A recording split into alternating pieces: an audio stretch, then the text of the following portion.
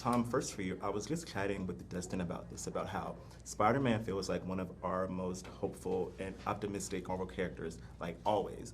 And at the beginning of this film, he has a lot to not be optimistic about, but still feels like that he remains that at his core. So for you, in your portrayal of this character, how do you keep that optimism without it coming across as unbelievable optimism or, too hard to bear? How does that work for you when you're bringing this character to life? I think it's just always important to remember that there are two very distinct sides to this character. There's the man behind the mask, and then in this movie, there is the young man who is lost in life and doesn't know where he belongs. And I think when we were designing the character arc and putting the script together, it was really important for us to showcase to audiences that Peter Parker is in the darkest chapter of his life. So in those moments, we really tried to leave the optimism at the door and give audiences a side of Peter Parker that they haven't seen before. Yeah. Jacob, for you, I feel like Ned has always been, Peter's biggest cheerleader, of course. Are you playing him in terms of this person who is within a different life, so he doesn't have this friend, or are you playing him as if he's missing this component of his life, but he's not even aware that he's missing? I mean, that? you kind of described his whole arc. Yeah, that's pretty good. Yeah, that was pretty. I think he's lived a full life, but he does kind of feel like he's missing this one thing that doesn't really explain why Spider-Man would keep on saving him and his friends throughout high school, and that's why he kind of creates this tracker to kind of maybe find some closure with, like, if he's Spider-Man stalking him or if he's stalking Spider-Man. And I think he just wants answers, and that's kind of how we go about it in this movie. And Jon, for you, this has been a great 2 years for, Frank Castle. I think we've seen so much of him. I want to know, have you discovered anything about the way he changes or may not change when he's sharing the screen with different characters and exploring, different sides of himself in different worlds? Yeah, man. I think with Frank, I think there's no I think there's no light at the end of the tunnel. He's not looking for it to get easier or to get better, to things to get lighter or brighter. And I think he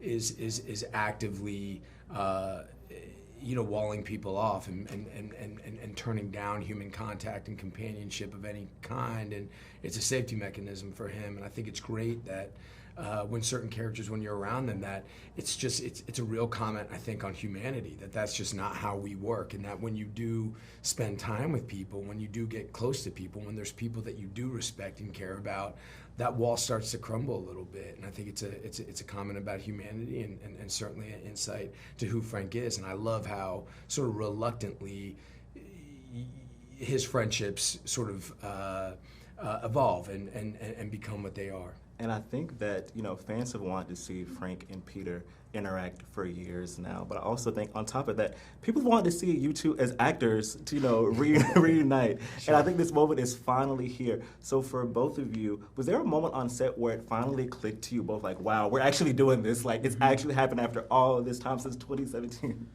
There's one moment in particular, which is in one of the trailers, where the two of us are, like, bickering with each other.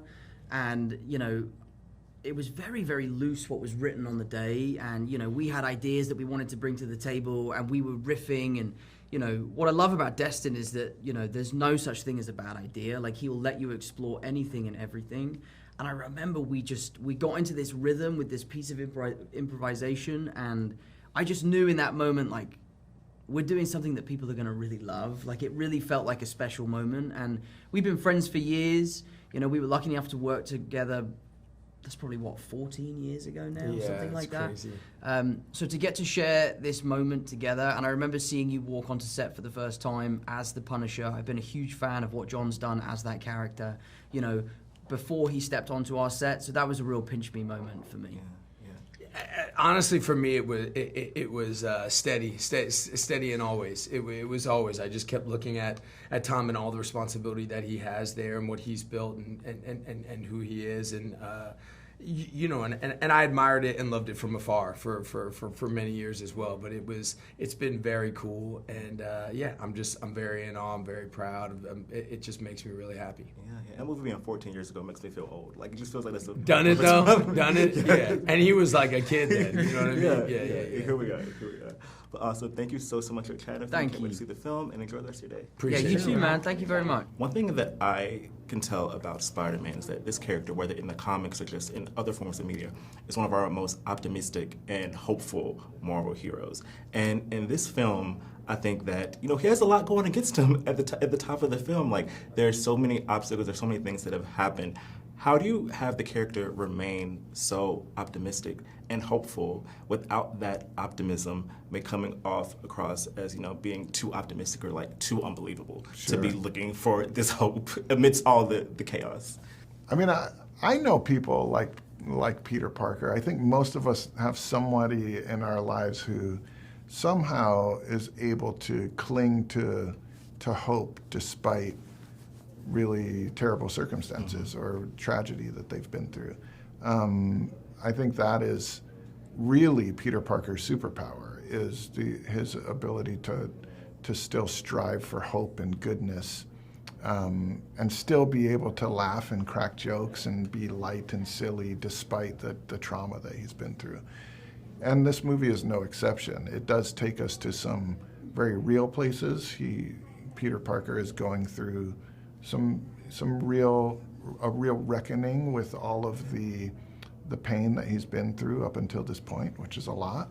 But I think the magic of Peter Parker and the way that Tom Holland plays him is that it's by no means a downer of a movie. It's still very fun, and you can feel the realness of what he's going through, even though he's still Peter Parker and he's still Spidey, you know. Yeah. And one thing leading into this movie, you know, the words we kept hearing is more grounded, more street level. Could you speak to how this, you know, may have aspects of, you know, what people may have thought prior to the MCU, like what people thought of like the on the ground Spider-Man? What are the aspects of the film that contain that, but also some of the aspects of Tom Holland's Peter Parker that we know in the MCU?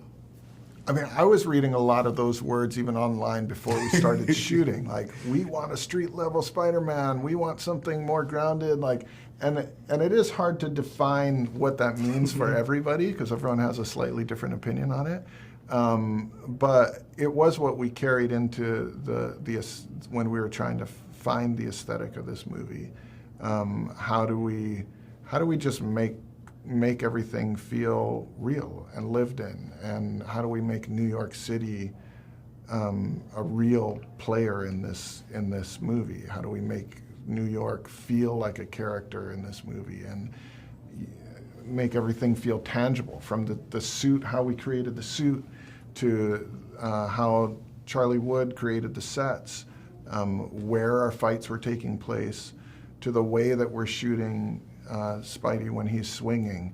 Everything was how do we make it feel like it's real and happening, and not that you're watching, you know, Spidey swing in a wide shot. You are right there with him, experiencing the rush of what that feels like.